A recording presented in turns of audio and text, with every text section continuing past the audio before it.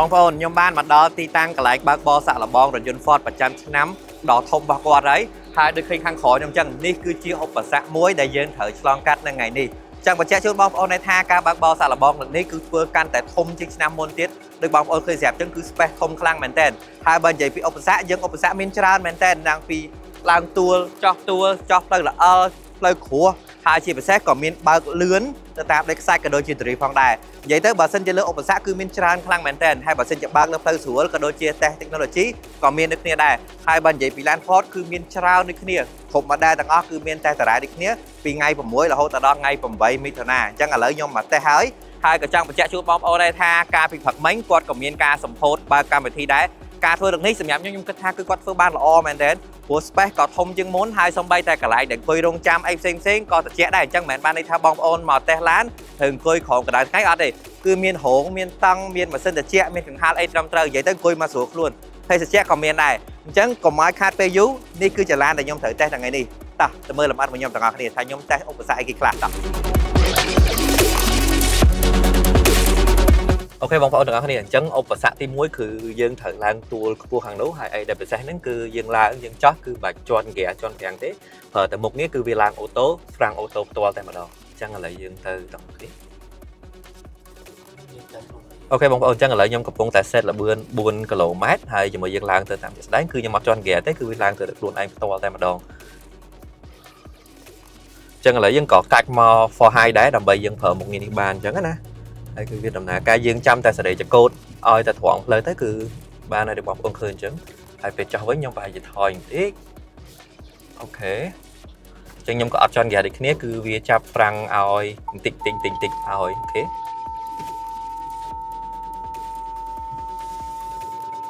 គឺខ្លាំងមែនតើតែឥឡូវយើងទៅមុខទៀតអញ្ចឹងឧបសគ្គទី2គឺ sidewall យើងឡើងទៅមកចាហៀងឲ្យឡានរបស់យើងគឺសឹងតែផ្អៀងមកចាហៀងអញ្ចឹងចឹងប្រើ for high ធម្មតាបងណាតើបាន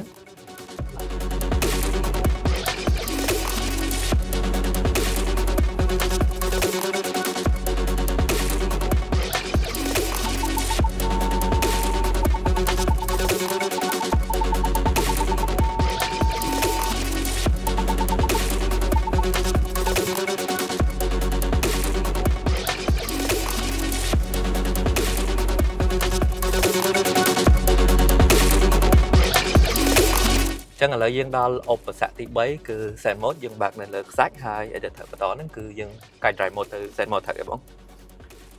អូខេយើងទៅបានហ្មងបង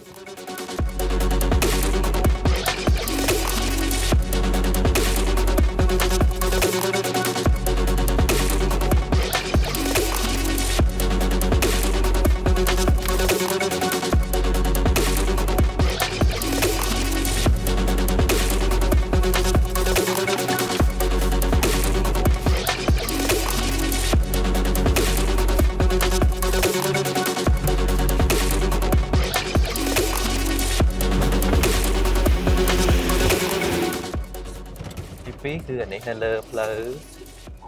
ល្អិលបាទអញ្ចឹងយើងកាច់ទៅផ្លូវល្អិលបន្ត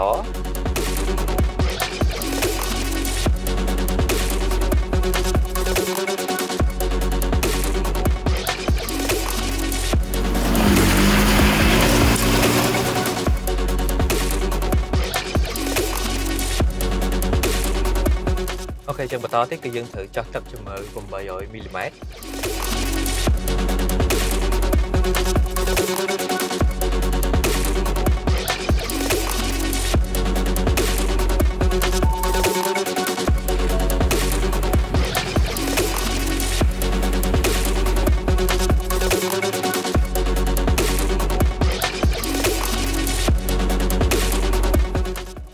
កាច់មកទៅឲ្យធម្មតាបាទ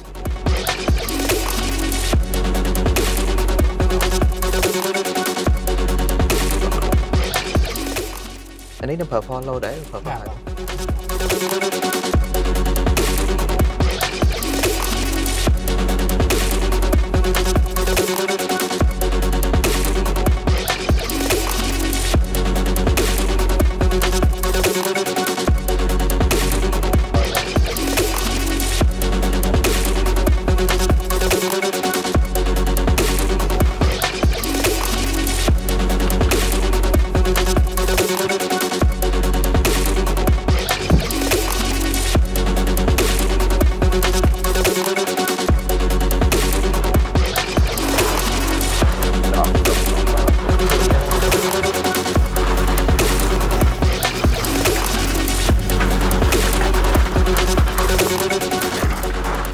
អូខេបងប្អូនអញ្ចឹងបន្តពីខ្ញុំបើកបរសាក់លបងនៅឧបសគ្គលបឿនយឺតទាំងអស់នឹងហើយ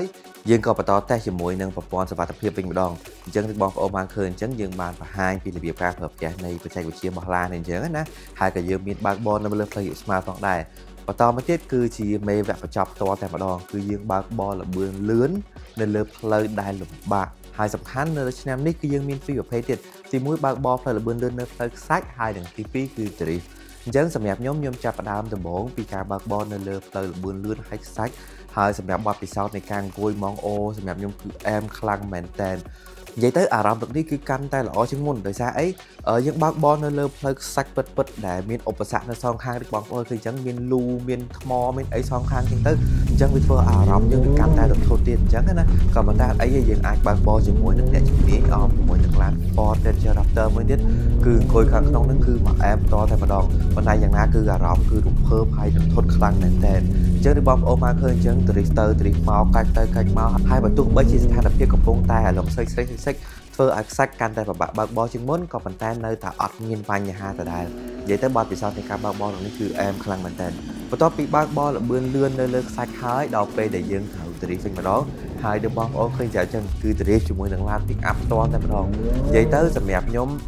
បទពិសោធន៍នេះគឺបានបាក់ចប់ហើយបន្ទាប់ពី drift ទៅ drift មកអស់ចិត្តក៏យើងបើកបរជាមួយនឹងឡានហោះបន្តង់ទៀតផងដែរអញ្ចឹងដូចបងប្អូនឃើញស្រាប់ពី performance ពីកម្លាំងជាពិសេសគឺប្រព័ន្ធជើងក្រោមរបស់រថយន្ត Ford ពីមួយឆ្នាំទៅមួយឆ្នាំគឺ Ford បង្ហាញទៀតថាតើរថយន្តរបស់គាត់មានសមត្ថភាពប៉ុណ្ណាហើយក៏ធន់ប៉ុណ្ណាយេដូចបងប្អូនបានឃើញបន្ទាប់ពីខ្ញុំបានសាកជាមួយនឹងឧបសគ្គទាំងអស់នេះហើយចុងក្រោយគឺយើងត្រឡប់ទៅវិញដើម្បីយកកាក់មានឱកាសចាប់រង្វាន់អញ្ចឹងទៅអញ្ចឹងយើងចាប់រង្វាន់មានតុកតាអញ្ចឹងណាហើយក៏ចង់បញ្ជាក់ជូនបងប្អូនថានៅក្នុងកម្មវិធីនេះក៏មានមកជាមួយនឹងសង្ឃអាហារការប្រគំតន្ត្រីអីផ្សេងផងដែរដូចបងប្អូនឃើញស្រាប់គឺមនុស្សទៅចូលរួមច្រើនមែនតើ